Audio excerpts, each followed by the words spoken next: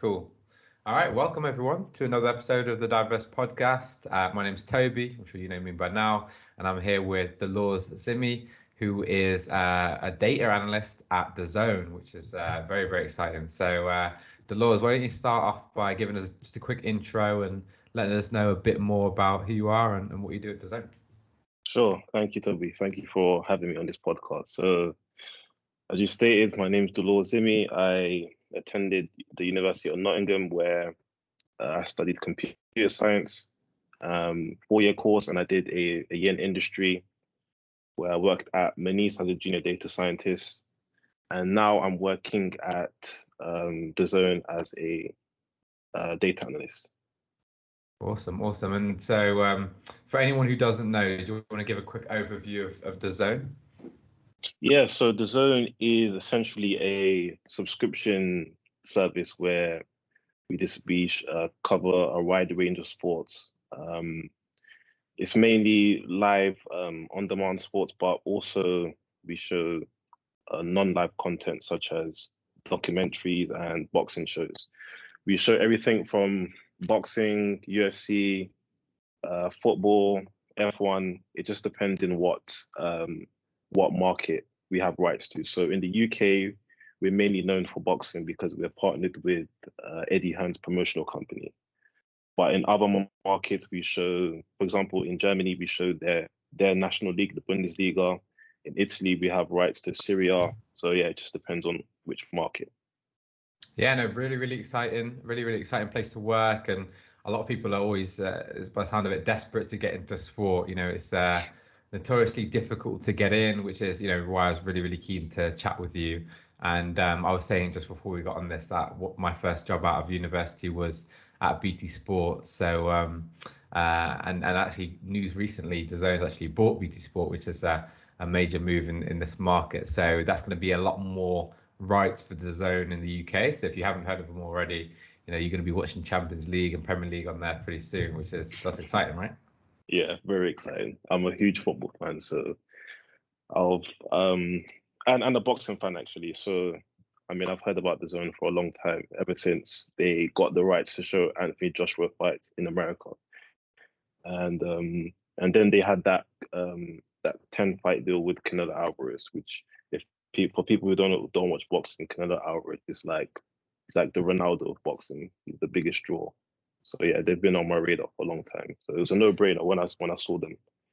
When I saw the job application, I was like, yep, definitely want to work here. Yeah, so talk to me a little about that then, in terms of your motivation for wanting to work there, and so do you think you're really passionate about sport? You've always wanted to work in something you're passionate about? Because it's quite interesting. Not a lot of people think about it in that sort of terms. I don't think a lot of people don't think match my personal passion, what I do in my personal life with work. Sometimes we sort of keep them separate. But what was your thought process on that then? Tell us a bit more about that. Yeah, I mean, it's exactly that. So I would usually apply for any job related to data, so data analyst or data scientist. And I didn't really think about the company I was working for. I just wanted to analyze data. But I think applying for DAZN, a sports-based company, it really makes a difference day to day, the work you're doing, because it's like I am also a customer. Well, not a customer, but I am also someone who uses the product. Whereas if I was working for, let's say, a company that specializes in car insurance, I wouldn't be able to relate as much. So I think that really carries over when you're doing the work. And yeah, that was a huge motivation for me. Actually applying sports knowledge with data. Yeah. Yeah, and I was the same, to be honest. I kind of liked working on something where, you can go home and tell your friends about it and they're interested to know what's going on.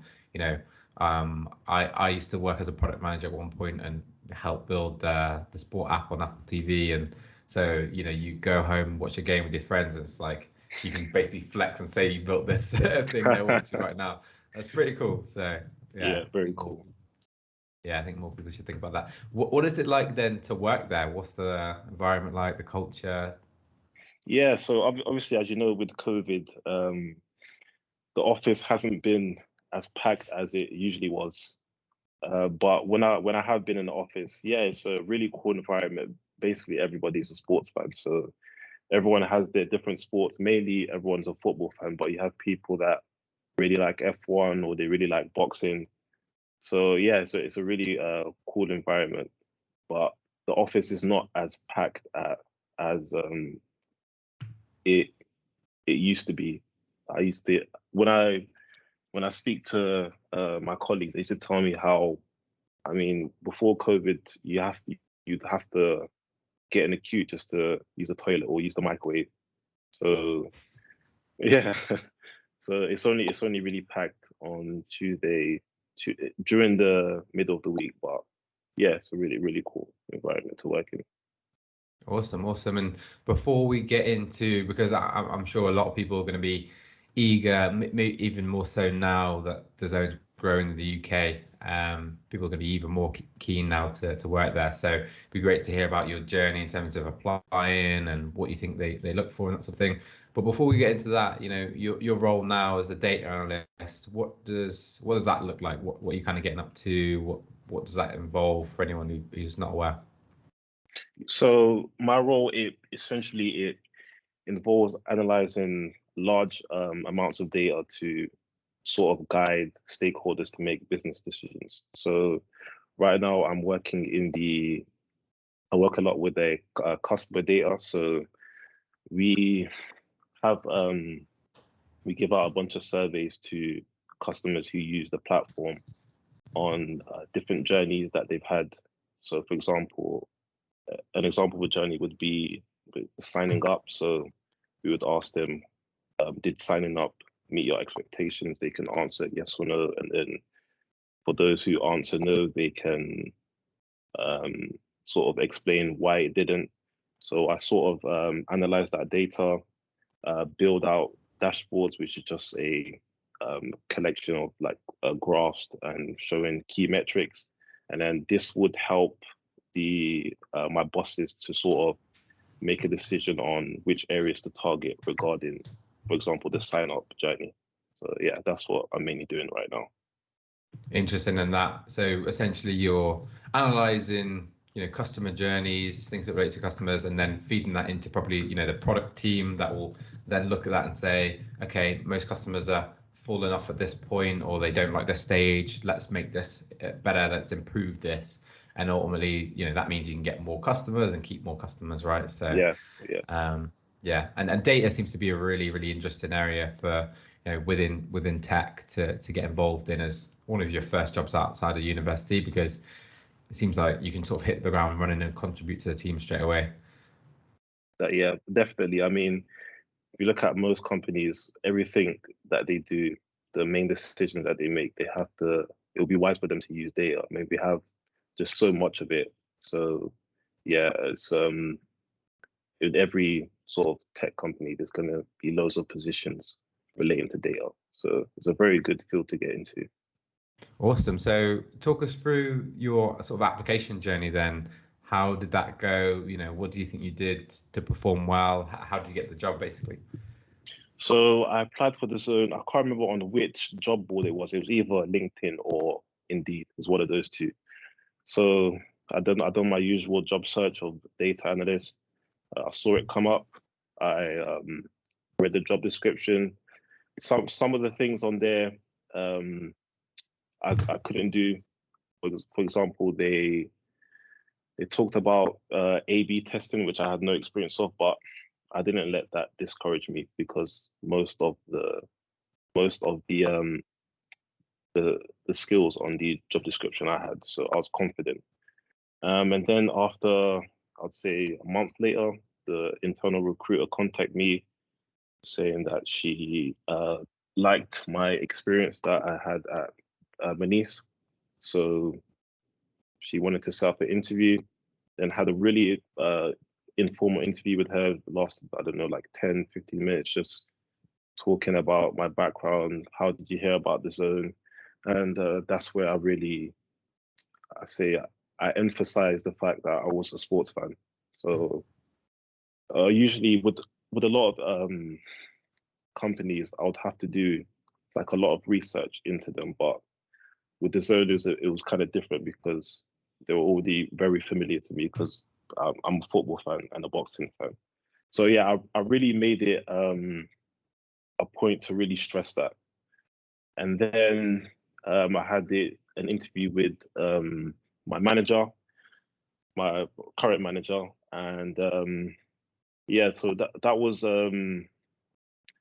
sort of to gauge how I would do in the particular role. So it would give me particular scenarios on sort of what would you do in this situation. Which that interview didn't last that long either. Maybe it was like around half an hour, and then I passed that, and then I had the sort of technical interview where I was interviewed by a data scientist, and this was mainly to ask questions, technical questions on the work that I did at Money. So he was mainly asking me questions about machine learning, which is what I mainly did back at Money's. So that was quite a difficult interview. I mean, I passed most of the questions, but I guess you have to understand that when you're doing these interviews, especially for an entry level role, they're not expecting you to know everything. You just have to be willing to you have to show them that you're teachable and you don't know it all, because in past interviews it was kind of hard for me to say I don't know. I would try and make up an answer, but I learned from those mistakes. So when there was a question that I couldn't answer, I would just flat out say, yeah, I'm not really sure, but could you please explain? And then he would explain it. So I think that was one of the reasons why that interview went well.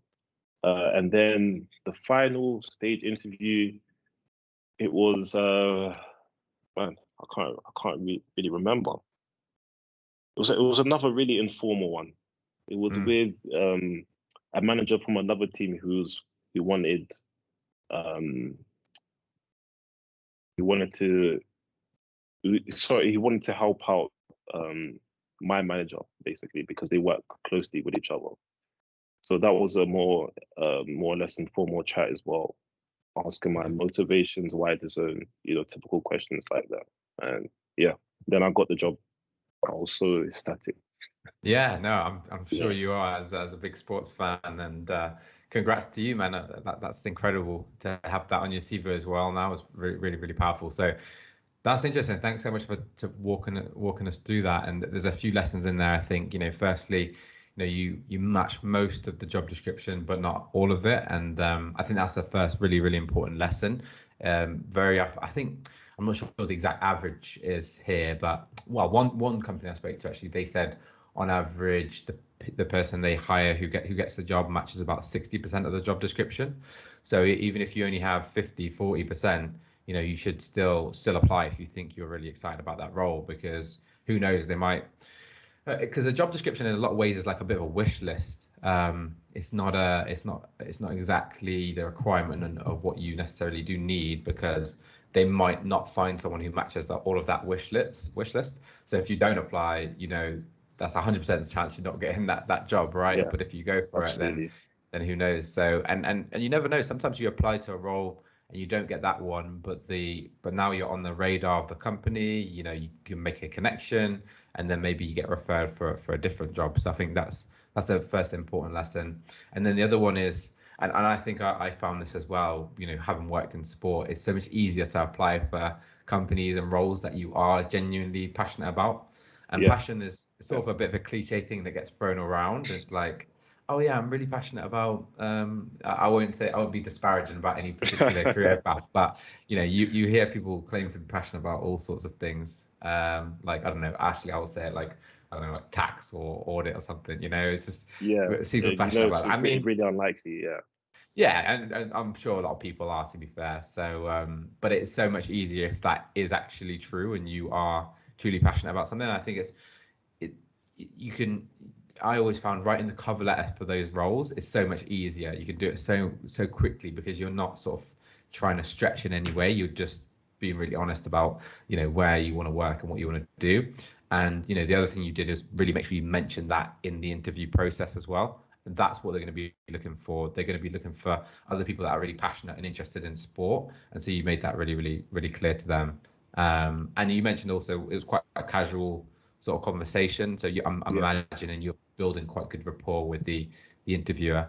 So is there anything else that we didn't cover in terms of what you think Dazn might be looking for? If anyone in our network now is thinking desperate to work there, is there any other things you think Dazn look for in their new hires? I imagine it's going to be passion for sport and things like that. It's very important. But yeah, anything else? Yeah, yeah. I mean, that is the main thing I would say. Just having a passion for a particular sport, and I guess really trying to make a difference. So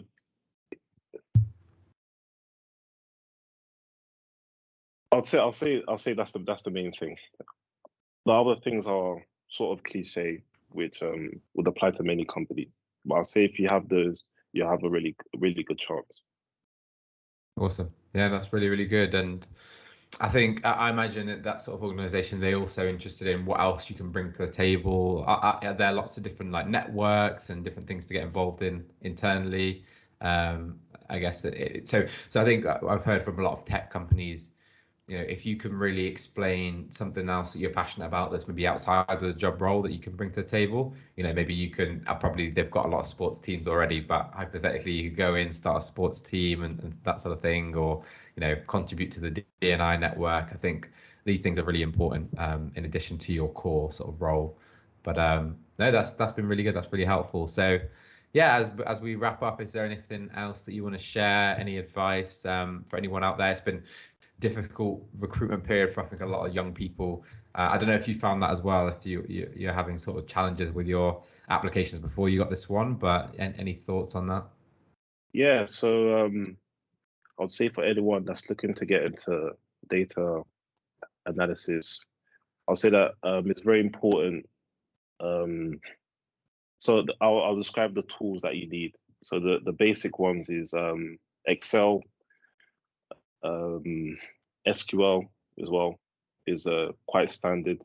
But I wouldn't say you really need SQL because it depends on the size of the data that you're looking at. So if you're looking at if your company is looking at millions and billions of rows, then you're most likely to use SQL because it's easier for data manipulation. You also would be very helpful as well if you know Python. That would sort of make you stand out from other data analysts because with Python, it's a really powerful programming language. You can use it to do advanced analysis with the data as well. So I What would would be an example recommend of that. that, just for me who's not I know very little about this world. So how does like, because that's a coding language, isn't it, Python? How does that Yeah. come into data analysis then? So with Python, even though this is not, it doesn't really fall into the data analyst role, but you could it has powerful libraries where you could use machine learning so to sort of predict outcomes in the future. So I would say that's why Python is really powerful language. That will help you stand out amongst data analysts. Another tool that I would recommend as well is using a visualization tool to display charts. So Excel is good as well, but also a tool that's used a lot by data analysts is Tableau and Power BI. So I would definitely recommend taking up courses on those, or you could look at YouTube videos and replicate some. Also, I would a key element of a data analyst is also explaining your findings. So I would say that having good soft skills is really important because sometimes when you're explaining your findings to your stakeholders, they might not be as data savvy. So you have to find a way to sort of make it so that it's in layman's terms. And I would also recommend taking a project, so a data analyst based project. So I know that there's a website called Kaggle, Kaggle, where they have data sets on everything. So it can be from sports to probably music data sets, and you can download those data sets and undertake a project of your choice. So this will be very good to show recruiters that not only do you have the knowledge, but you can see I can apply it, which I really recommend. Incredible, incredible. So yeah, a few links there to go and look up if you're interested in becoming a data analyst and hopefully joining Delors at Dazn, then go check that out, or maybe add those to the description in the podcast. Before I leave you, Delors, Jake Paul, Tommy Fury next month. Who's coming out on top? Put you on the spot. This is being recorded. So. You know, I actually rate Jake Paul. I think he has good hands. Tommy Fury, I'm not convinced by him yet. I mean, he hasn't fought anybody of note, but I understand it because he's still very early into his career. But I'm actually gonna go with Jake Paul. Wow, you heard it here first. All right, hot take. I like it. I like it a lot. Yeah, he's got good hands, man, and he can take a punch as well. They make him tough over there. So, all right, cool. And who's your football team?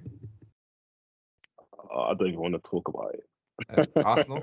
I feel it's Arsenal. Yes. Yeah, me too. I don't know why I had that feeling. Maybe it's because of what you just said, but we're all good. It's top 4 this season. Don't worry. We're sneaking there. I doubt it. But okay. You can believe. See. I'm a believer, man. All right. Thanks so much. Let's leave it there. And yeah, if anyone's looking for a role right now, head over to wearediverse.io. Plenty of opportunities right now, plenty of resources. Let's get you hired.